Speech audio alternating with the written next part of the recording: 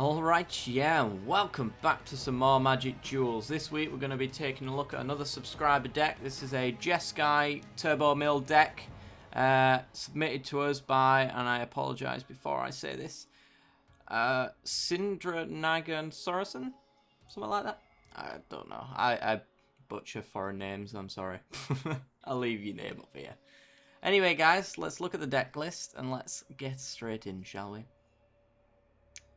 So essentially what this deck does is it gets out a Sphinx's Tutelage and then it makes you draw as many cards as possible. So, card of choice, Sphinx's Tutelage. Whenever you draw a card, target opponent puts the top 2 cards of his or her library into his graveyard. If they're both non-land cards that share a colour, repeat this process. So the less colours your opponent has in their deck, the better. It also has a 6 mana draw a card then discard a card as well, so we can get an extra trigger off the Sphinx's Tutelage to maybe close out the game. But let's start right at the beginning, shall we, because there's a lot of draw and there's a lot of stuff. He did mention when he sent me the deck that he didn't have a lot of the Eldritch Moon cards, so I've made a few changes. So instead of Fiery Impulse, we've put in Galvanic Bombardment, which is just a strict upgrade. So instead of the 2 damage and 3 with Spell Mastery, this one does 2 damage, then 3 damage, then 4 damage, then 5 damage. For each burn spell that you've left in the graveyard. And since we'll be discarding our hand a lot, it's actually really good for that. So we've added that in there. Moving on, we've got Jace Vryn's Prodigy. No mill deck is complete without him. For 2 mana, a 0/2, you can tap him to draw a card, then discard a card, so we can loot. And then if there are 5 or more cards in your graveyard, you get to exile him and return him to the battlefield transformed under his owner's control. And when he comes in transformed, he comes in as Jace, Telepath Unbound. For 5 more loyalty. Really what we want to be doing with him is either minusing to flashback a draw spell or a discard spell, or working our way towards his ultimate, which is a mill based ultimate. So anyway, he's +1. Up to 1 target creature gets -2/-0 until the end of the turn. So he's got the ability to protect himself. And then he's -3. You may cast target instant or sorcery from your graveyard this turn. If that card would be put into your graveyard this turn, exile it instead. So essentially gives any card in your graveyard flashback as long as it's an instant or sorcery. You still have to pay for it as well. And then he's -9. Whenever you get an emblem with whenever you cast a spell, target opponent puts the top 5 cards of his or her library into his or her graveyard. So this is going to close out the game easily because the only spells we'll be casting are likely spells that will trigger Sphinx's Tutelage. So if we've been allowed to ultimate, then it's just over. Because we'll be getting Sphinx's Tutelage triggers and we're getting 5 off that as well.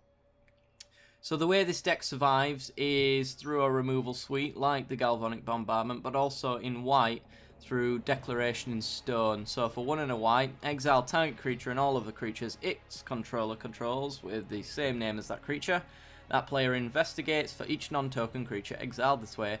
So it could be a mass board wipe if they're playing tokens. It could just get rid of one of their bombs like an Ulamog or something like that. And the benefit for them is that they get themselves an investigate token or a clue token, which allows them to draw a card.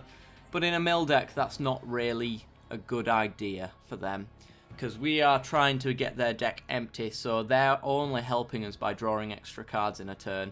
They do get it in the hand, of course, but, you know, they are helping us with the Declaration in Stone's clue token. Next, we've got Take Inventory. So for 1 and a blue, draw a card, then draw cards equal to the number of cards named Take Inventory in your graveyard. So it's essentially a Galvanic Bombardment, but for a card draw spell. So initially, it's going to be 2 mana for a draw a card, then it's going to be 2 mana for drawing 2, 2 mana for drawing 3, 2 mana for drawing 4, and so on and so forth. And we can flash these back and get the same value out of them. We will get, obviously, 1 less, but still. And then we've got Oath of Jace. Oath of Jace for 3 mana. When it enters the battlefield, draw 3 cards, then discard 2 cards. So that's 3 triggers on a Sphinx's Tutelage. And then at the beginning of your upkeep, scry X, where X is the number of Planeswalkers you control. So this deck does actually run a lot of Planeswalkers. It runs a Jace, and it also runs Nihiri, another Jace, and a Chandra. So this has got potential to be useful after it hits the board, but mostly it's just a 3 mana draw 3 spell for that sort of thing. Also new from Eldritch Moon, Imprisoned in the Moon. So for 2 and a blue, enchant creature, land, or planeswalker. Enchanted permanent is a colourless land with tap, add 1 colourless to your mana pool, and it loses all other card types and abilities. So this is in here for Super Friends, mostly, because I don't feel like we've got a great deal to stop them. Most of our burn is creature-based, and a lot of our targeted removal is creature-based as well. Fevered Visions can hit planeswalkers, but for the most part, we want to have something to focus on Super Friends, so I've added these to him. And then we've talked about that. Fevered Visions, 1, a blue and a black. At the beginning of each player's end step, that player draws a card. If the player is your opponent and has 4 or more cards in hand, it deals 2 damage to him or her. So it's a bit of an alternate win con. With Fevered Visions, we can burn out our opponent by doing this if we make them draw cards and stuff like that. If we keep their hand full, then we can kill them that way. But it's also mostly for us to get an extra draw on our turn, which is an extra trigger on the tutelage, which is a lot faster victory. So we have 2 ways of defeating them. And this 2 damage can be pointed at your opponent's planeswalkers as well, so that should be noted that this is a good card against Super Friends and just general planeswalkers, so that's why it's here. Geist Blast, 2 and a red, instant speed, deals 2 damage to target creature or player. Yeah, again, could hit a planeswalker if we choose, but probably not. And then 2 and a blue, exile it from your graveyard, copy target instant or sorcery spell you control. You may choose new targets for the copy. So we have spells that can discard our hand and allow us to draw cards equal to that amount. And if we do it by copying, then we double that effectively. So something like Collective Defiance, if we've got like 5 cards in our hands, when we Geist Blast it, then that's 10 triggers on a single Sphinx's tutelage. So if we've got more than 1 tutelage out, then we are turbo milling our opponent. That is the hope anyway. But this can trigger a lot of other things as well. It can make us draw 4 cards instead. It can make us bounce 2 creatures. It can make us Talent of the Telepath twice and stuff like that. So it's a really useful utility card. Allows us to use any of our spells a lot more. Even Geist Blasting, take inventory for more cards in that sense. Moving on, we've got Radiant Flames. We are 3 colour, so we will be able to take advantage of the Converge. So it deals X damage to each creature, where X is the number of colours spent to cast Radiant Flames. So we'll likely be casting this for 3. So it's a 3 mana, 3 damage board wipe. Very likely to clear an opponent's board, and if it's not, we have 1 or 2 targeted burn spells to clean up the rest of the board at that point, including Collective Defiance. So for 1 and 2 red, it's an escalate card, but we'll come back to that in a second. You get to choose any of these modes. So target player discards all the cards in his or her hand and then draws that many cards. This is the main reason for it to be in the deck. And then Collective Defiance can also deal 4 damage to target creature, so we can get rid of a big creature out the way. And also it deals 3 damage to target opponent. Note that this does not hit planeswalkers, which is a bit of a shame. If it said target player, then it'd be able to hit one, but unfortunately not. And as I was saying, escalate, so for an extra 1 for each other mode chosen beyond the first. So for 3 mana we can choose 1 of these. For 4 mana, however, we can choose 2, and for 5 mana we can do all 3. So we might want to blow up one of our opponent's creatures and mill him with our discard ability. That's one thing that we could do. We could also, if we are going down the Fevered Visions burn route, then maybe we want to point it at his face and get him down nice and low. You never know. We'll have to see when we get in the game, shan't we? And then we've got another way of discarding our hand and doing the exact same. Forgotten Creation. 3 and a blue. It's a zombie horror with Skulk, although that won't be very relevant, I doubt. At the beginning of your upkeep, you may discard all the cards in your hand, and then if you do, you draw that many cards. So if we get this guy down on turn 4, we've maybe got 4 or 5 cards in hand, depending on how our draws have been going. So we can get 4 or 5 triggers off a Sphinx's tutelage at this point, because he will come down after a tutelage if we are If we have the God Hand, for example, or if we just had it straight away in one of our draws or something like that. But yeah, he's really good at getting a ton of triggers onto a Sphinx's Tutelage, so that's why he's in here. He also, if we have a crap hand full of lands, for example, we can just throw it away. Doesn't matter if we get the Sphinx's Tutelage triggers, because we get a better hand for it anyway, so that's why he's here. Comparative analysis, so 3 and a blue, instant speed, with target player draws 2 cards. It also has Surge, so that we can cast it for 3 at instant speed, sorry. Very good. Speaks for itself, really. Triggers our tutelage again, allows us to fill up our hand, get more answers to trigger tutelage yet again. Brutal Expulsion, 2, a blue and a red. It's a devoid card, and we get to choose either one or both of the modes on this. So we can either use it as a remand to bounce a spell. It's essentially counter a spell and put it back in your opponent's hand. Or we can bounce a creature back to their opponent's hand as well. We can't choose both of these. That's unfortunate, but... Or we can deal 2 damage to target creature or planeswalker, and if that permanent would be put into a graveyard, we can exile it instead. So we can potentially exile ourselves a planeswalker and get it right out the way. And we can do both of these if they are both applicable. There's no extra cost for doing both, so if the option's there, you should probably do it. So maybe wait for your... If there aren't any creatures, wait for your opponent to play a spell and just remand it, just for the sake of doing it, so that you could burn his face, perhaps. Or maybe the other way around. You never know. Talent of the Telepath. So for 2 and 2 blue, it's a sorcery speed. Target opponent reveals the top 7 cards of his or her library, and you may cast an instant or sorcery from among them without paying its mana cost. Then that player puts the rest into his or her graveyard. So this card can be a bit hit or miss, or it could be an absolutely super card. It depends on your matchup, really. If they're not playing a lot of instants or sorceries, it will whiff, but it is a 4 mana mill 7 card regardless, so it's getting some work done despite the fact that it might not hit anything. But yeah, if you're going against a blue deck, then you quite likely might hit some card draw spells perhaps, and in which case you could trigger your Sphinx's Tutelage from that. And if you have Spell Mastery, which is very likely since we'll be discarding the crap out of our hand, if there are 2 or more instants and sorceries in your graveyard, you may cast up to 2 of the instants or sorcery cards instead of 1. So we get double the value out of it, really. So it's an alright card. I think it's a bit of a gamble, but you know, we'll see how it goes. Moving on, we've got our Planeswalker suite. We have Nahiri the Harbinger. So for 2, a red and a white. She starts at 4 loyalty, and her +2 ability is you may discard a card. If you do, draw a card.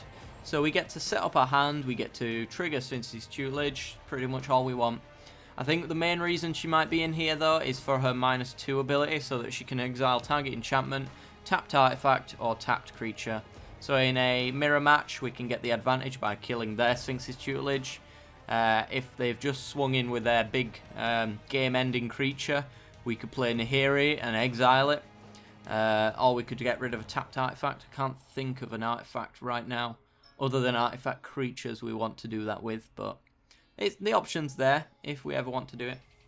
Her -8 ability is quite irrelevant in this deck, but it is search your library for an instant... for an artifact or creature card, put it onto the battlefield, then shuffle your library.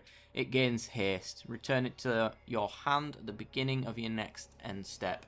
So most pro players use this to get out maybe an Emrakul or something like that. We don't have the luxury of that sort of thing. And when I say Emrakul, I mean the Eon's Torn from paper, not the new one. I don't think the new one's really good enough to get out with a Nahiri Ultimate. I don't think I think they've intentionally made all of the game-ending creatures not that great to bring out with Nahiri, because she can actually end games in paper Magic just by ultimating, which isn't hard for her to do, actually. But anyway, moving on, we've got Jace, Unraveler of Secrets. So for 3 and 2 blue, he's got stats at 5 loyalty, which is pretty good. And +1, you get to scry one and then draw a card. So you get to set up the nice card that you want. If it's a land and you're already at this point, you probably want to put it at the bottom, so you can scry away your lands and draw cards. And that's the Sphinx's Tutelage trigger right there. Then you've got a -2, return target creature to its owner's hand, so a bounce spell to protect your Jace, or to slow your opponent down if it was an expensive creature. And then -8 will end the game. You get an emblem with whenever an opponent casts his or her first spell each turn, counter that spell. So it just makes it so hard, and so hard for your opponent to come back from, because they've got to lose so much advantage card-wise trying to get whatever they want to do down. If they've got an Ulamog, the Ceaseless Hunger, now they have to play a spell before it, before they can cast it. And then obviously Ulamog still can't target the emblem, so after that you've locked them out, essentially. And then we've got Chandra Flamecollar, so for 4 and 2 red, this is probably an alternative win con from the burn side of the deck. So for 4 loyalty, she starts with +1, put 2 3/1 red elemental creature tokens with haste onto the battlefield, exile them at the beginning of the next 10 step. Sorry. So you can get 6 damage in on a clean board, or you can force some sort of chump block or trade with those creatures if they're low enough on life, thanks to the burn spells that you've been doing in the early game. The main reason you want her in here for, though, is yet again for another discard ability. Discard all the cards in your hand, then draw that many cards +1. So she actually draws you an extra card with this ability. So you can get like 3 triggers off Sphinx's Tutelage. The turn after you get 4, 5, 6, 7, and then you're just absolutely going wild. And then her ultimate ability, not too much of an ultimate technically, more of a Radiant Flames is what most people use it for. If you add more Chandras, then most people do it for -4 and place another Chandra next turn, but we don't want to do that because we can't get our Chandra back. But we can -3 Chandra, or depending on how many times we've plussed, we could minus for more, and it deals X damage to each creature depending on what we choose X for. So that's a board wipe in its own right. We might want to do that at some point if we are trying to mill out the last little bit, but they've got us almost on the ropes with the amount of creatures they've got. We might want to wipe the board, for example, which will slow them down just long enough for us to mill the rest of the deck. But yes, anyway, that's the deck in a nutshell. Let's move on to the land base. So you might notice we've only got 3 cards, 3 mana symbols in our entire deck. That's the Nahiri and the Declaration in Stones. So we only have 1 plains, but we do have a lot of dual lands so that we're not screwing ourselves over in the early game, because we do kind of want Declaration in Stone open up on turn 2 if at all possible, if we do have it in our hand, of course. But the majority of the deck is islands, so we have 6 islands, and a little less so, we have 3 mountains. So we've skewed our dual lands to compensate for the lack of basics in the opposite colours. So we have extra blue, but also extra white with the Prairie Stream. Plains Island comes in tapped unless you control 2 or more basic lands. And then we have a Clifftop Retreat, which compensates for our 2 lower costs. So we've got a Mountain and a Plains in this hand, and it comes in untapped if you've got either on the battlefield already. We have Sulphur Falls, more blue yet again. We do want to focus on our blue. It's most important to us, but also so is our red for the early game, so that's why these guys are in here. They do the same as Clifftop Retreat. And same for Glacial Fortress. We want to focus on the blue, but we also need the white occasionally. And then we also have Gaia Reach Sanitarium. So this is a legendary land that adds colourless mana, but the thing we want it for is the 2 mana and tap. Each player draws a card, then discards a card, so we get an extra trigger off of our Sphinx's Tutelage. We can also dump our lands if we've had enough at this point, and we can start getting triggers off of that. And then we have our 3 Evolving Wilds. This is a 3-colour deck, so it's quite important that we get our mana fixing proper. So the Evolving Wilds allows us to grab whichever basics we want. So you can count these as 3 plains, 3 islands, and 3 mountains simultaneously, but they do come into play tapped. So we only want to see these in the early game if we are missing a said colour. Anyway, guys, that's going to do it for the deck this week. Be sure to send me your deck lists either by email in the comments section below or on Twitter, so that we can play them the week after. If you've enjoyed the content, then make sure to leave a like. It helps me out a great deal. And subscribe if you haven't already. It helps me out even more. And as always, guys, I'll see you in the games that you should be following shortly after. I'll see you later. Bye-bye.